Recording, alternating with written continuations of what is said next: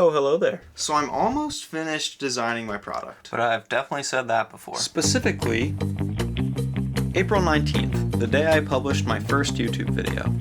I literally thought that within a month and some change after that video, I'd have a working product. But here I am, thousands of hours later, still on the product design phase. So what's taking so long? Did I get stuck on something?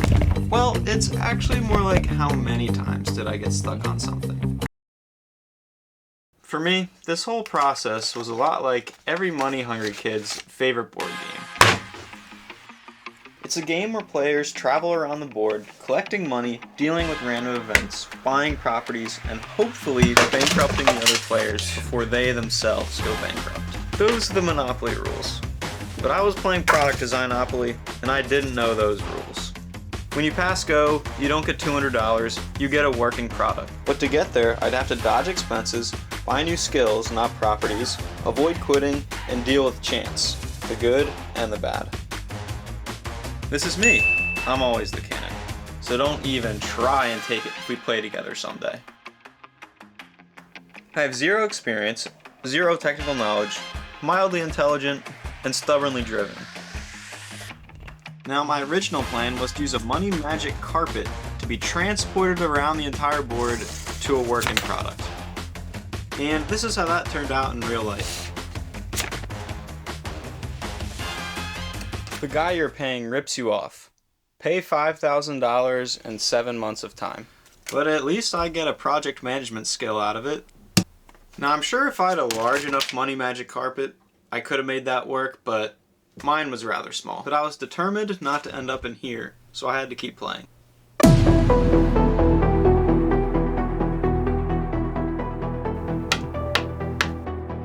I found new partners and made some progress. Not all of it was smooth, but I found solutions. I even got lucky from time to time. What's even more surprising is I started to pick up some technical knowledge. Not on purpose or anything, but over the months, I had to pick up some technical jargon to communicate with the engineers effectively. After another month or two, and after a few more product tweaks, I was finally getting close to actually having a working product.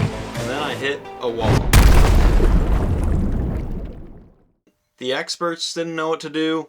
I didn't know what to do. I was stuck, like really stuck. I never even considered quitting, but if I couldn't figure this out, I really didn't have another option. There was just one thing that I could do, and I'd been avoiding doing it this entire journey. But I had no other option, so I had to roll the dice and go for it.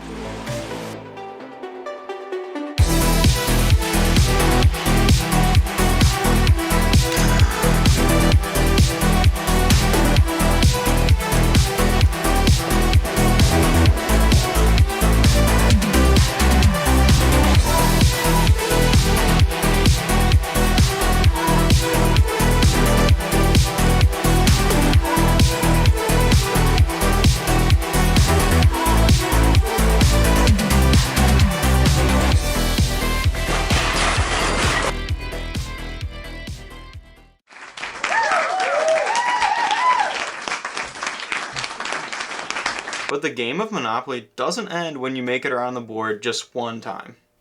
And when I showed my product to people, they liked it. Except for one thing. It was the same thing that the experts told me wasn't possible. But with all the time I'd spent and my newly acquired skills, I could see a way to make that change. But I didn't want to have to go around the Monopoly board again. I already have something good, something that works. And there's countless business books that advocate for just getting something on the market as soon as possible. A minimum viable product, they call it. And I kind of agree with them. But I have to listen to the people who are actually going to use the product. And I know that that change is going to make it better. Also, that trip around the Monopoly board didn't just teach me these skills. The long nighttime hours doing things I didn't want to do. My brain churning through solutions when all I wanted to do was sleep. It's hard to explain or put into words, but it was some good character development for the plot. So it's taking so long because I started clueless, I'm learning lots of new skills, and I'm making lots of improvements. Some people might get lucky and roll double sixes around the entire board. Other people might have the skills or experience to navigate the board more easily. Or maybe they just have a giant money magic carpet.